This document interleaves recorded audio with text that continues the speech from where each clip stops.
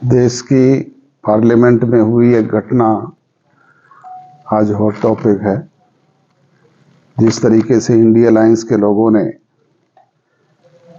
महामहिम उपराष्ट्रपति जगदीप धनखड़ जी की मिमिक्री करके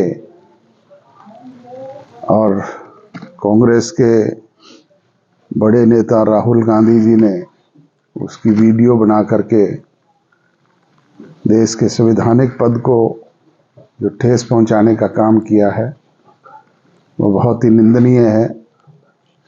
न केवल देश के उपराष्ट्रपति जैसे पद को अपमानित करने का काम किया, बल्कि बहुत बड़े समाज के 9 करोड़ लोगों की भावनाओं को ठेस पहुंचाने का काम भी किया और देश के किसानों को भी बहुत बड़ी पीड़ा देने का काम किया है। और या तो वो उसकी माफी मांगे। जननायक जनता पार्टी इसकी घोर निंदा करती है और चेतावनी देती है कि अगर वो माफी नहीं मांगेंगे तो आगामी चुनाव में कांग्रेस को और इंडिया अलायंस के लोगों को उससे भी गंभीर परिणाम भुगतने पड़ेंगे। किस तरीके से महत्वपूर्ण पदों पर बैठे हुए लोग इस तरह की घटनाओं को घटित करने का काम करते हैं और फिर उसकी खिल्लियां उड़ाते हैं, ये बहुत ही निंदनीय है। ऐसे लोगों से देश के लोग क्या उम्मीद कर सकते हैं, आप सहज ही अंदाजा लगा सकते हैं। हमारी हरियाणा प्रदेश के असेंबली का सेशन भी होकर के हटा है अभी, उसमें भी विधानसभा के अंदर विपक्ष का रवैया कुछ और था और मीडिया के अंदर कुछ और है। गीता भुक्कल जी और दुष्यंत के इश्यू को लेकर के पहले जो मांग की गई कि सिटिंग जज से जांच करवाई जाए, जब सरकार ने उसकी सहमति दे दी तो अपोजिशन लीडर ने वहां पे रिक्वेस्ट करके और ये कहा कि नहीं, विधानसभा की कमेटी ही इसकी जांच करे। और अब जब विधानसभा की कमेटी बना दी गई तो उसकी बाहर आकर के मीडिया में दूसरी बात करते हैं। ये उन्हीं की सहमति से बनी। बाकायदा स्पीकर के चैम्बर में बैठ करके 5 सदस्यीय लोगों ने निर्णय किया था और वो कमेटी गठित की गई। आज गीता भुक्कल उसके लिए कोई और बयान देती है और भूपेंद्र सिंह हुड्डा कुछ और बयान देते हैं। तो ये इनके दोगले चरित्र को दर्शाता है। पूछने के लिए क्वेश्चन नहीं थे, सरकार से जवाबदेही की बात करते हैं। सरकार ने तो हर बात का खुल करके जवाब दिया और उनको बताने का काम किया है। अब उनके पास कोई इशू ही ना हो तो क्या किया जाए। डॉक्टर साहब, क्या लगता है कि दुष्यंत चौटाला को एक टारगेट किया जा रहा है विपक्ष की तरफ से? जिस तरह से आपने कांग्रेस की बात करी और उसके बाद दुष्यंत चौटाला ने उसका जवाब भी दिया, उनके पास सारे डॉक्यूमेंट मौजूद थे इस प्रिंसिपल को लेके। और इसके अलावा अगर चौधरी वीरेंद्र सिंह की बात करें तो उनका निशाना भी रहता कि चुनाव दुष्यंत चौटाला वहां से ना लड़े, जबकि दुष्यंत चौटाला ने कहा कि उचाना से ही वो अपना विधानसभा चुनाव लड़ेंगे। क्या कुछ टारगेट किया जा रहा है जानबूझ के? टारगेट तो उसी को किया जाता है जिसके घर में कुछ 4 दाने हों, और उस बात का उसने एक का हाउस के अंदर भी हाउस के बाहर भी जवाब दिया है। निरंतर इस बात को खोल करके बताया है। वीरेंद्र सिंह का कल बयान आया कि अप्रैल तक गठबंधन किया जाएगा। वीरेंद्र सिंह को तो कहते हुए कई साल हो गए जी। अभी वो अप्रैल का नाम ले रहे हैं। अब अप्रैल का नाम लें, वो आगे फिर कह देंगे कि जून में टूटेगा और फिर कह देंगे नवंबर में टूटेगा। वीरेंद्र सिंह ना तो अधिकारित हैं। गठजोड़ हुआ है दुष्यंत चौटाला और अमित शाह जी के बीच में, और उसे तोड़ने का अधिकार किसी को है तो उन दोनों को ही है। वीरेंद्र सिंह किस हैसियत से कहते हैं, उनकी पोजीशन क्या है पार्टी में, पहले वो तो साबित करें। ये एक प्राइमरी मेंबर हैं, वो प्राइमरी मेंबर के कहने पे पार्टी को निर्णय लिया करती है क्या? वो कहते हैं गठबंधन नहीं टूटा तो मैं पार्टी छोड़ दूंगा। तो छोड़ दें, रोकता कौन है? वो कौन सी पार्टी? पहले ये तो बताएं। कभी तो लोकदल के स्टेज पे होते हैं, कभी किसी इंडिपेंडेंट के स्टेज पे होते हैं। वो है किस दल में, हमें तो यही नहीं पता। अभय चौटाला ने भी विधानसभा में आरोप लगाए हैं कि गठबंधन सरकार में बैठे जो मंत्री हैं या उप मुख्यमंत्री हैं, तमाम लोग भ्रष्टाचार कर रहे हैं और जांच नहीं होने दे रहे मामले की। अभय सिंह चौटाला जी के सेशन का पहला, जब इस विधानसभा का पहला सेशन था, उसमें एक बयान था, वो सुन लेना आप। उसमें उन्होंने ये कहा था कि मेरे पास ऐसी ऐसी बातें हैं कि मैं बोल दूंगा तो ये लोग शक्ल दिखाने के लायक नहीं रहेंगे। और हमने कहा था भाई बोल दे, हाउस में बोल दे, मीडिया के सामने आके बोल दे, कहीं सार्वजनिक मंच पे बोल दे।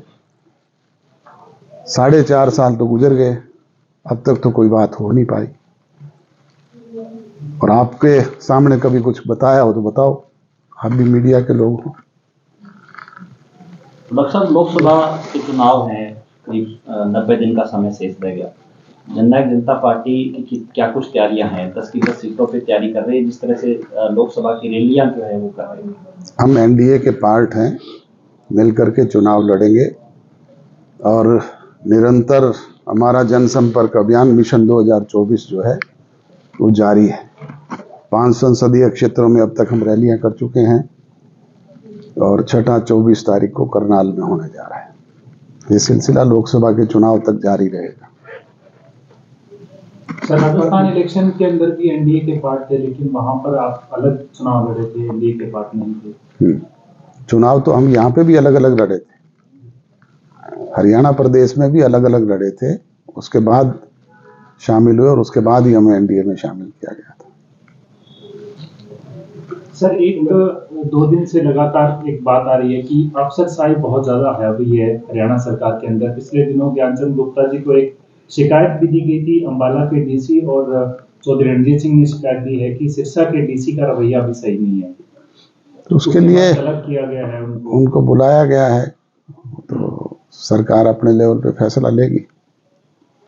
अफसरशाही है हावी है फिर सरकार के अंदर? मैं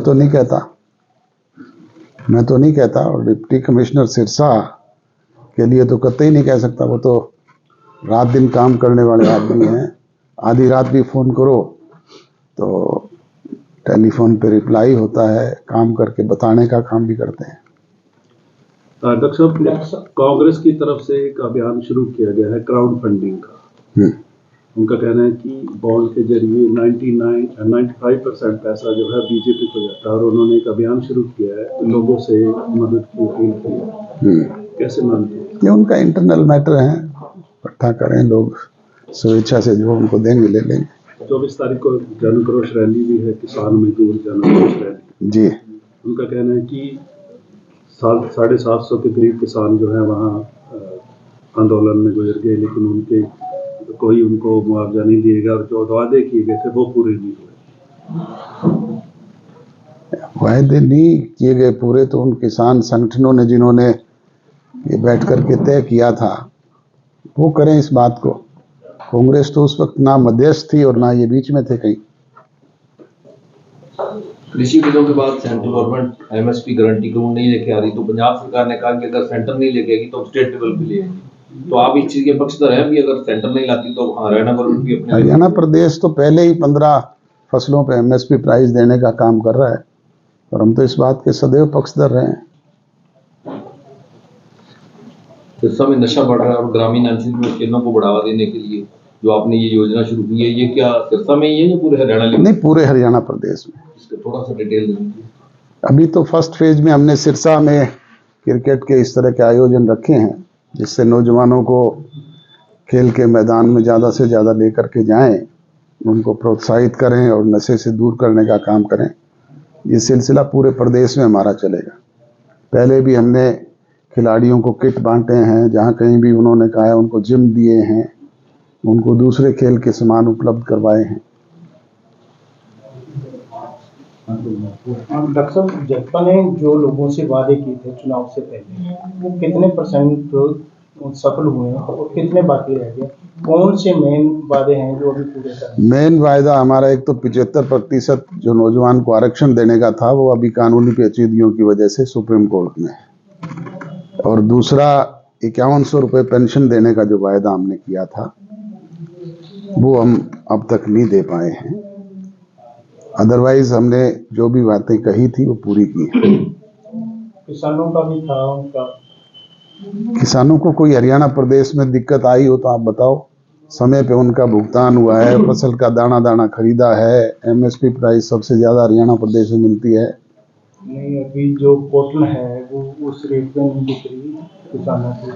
कॉटन बेचने के लिए खाद की समस्या है, डीएपी की समस्या है। अब ये तो रूटीन के मैटर हैं, छोटी मोटी समस्याएं तो आती रहती है, पर सरकार ने हर संभव प्रयास किया है कि उन्हें दूर किया जाए।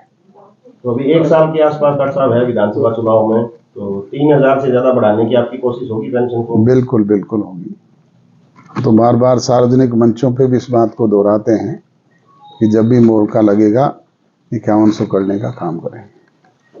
साथ ये भी कहते हैं कि हमारे 10 विधायक हैं, इसलिए ये हो नहीं पाएगा, और जब 50 हो जाएंगे तब हम कर पाएंगे। हमने 10 विधायकों की बदौलत सरकार में भागीदारी करके बहुत सारी बातें जो हमने की थी उनको पूरा करवाया है, और ये भी करवाएंगे। मिशन दुष्यंत 2024 से का बयान है जेजेपी का जी, बताइए सर, अगर आप एनडीए के साथ चुनाव लड़ेंगे तो इसको किस तरह पूरा कर पाएंगे? ये तो फैसला जनता जनार्दन ने करना है। कभी भारतीय जनता पार्टी हमारे साथ छोटे दल के रूप में शामिल थी, आज वो बड़े राजनीतिक दल के रूप में है, हम छोटे दल हैं। तो ये तो फैसला प्रजातंत्र में प्रदेश की, देश की जनता करती है।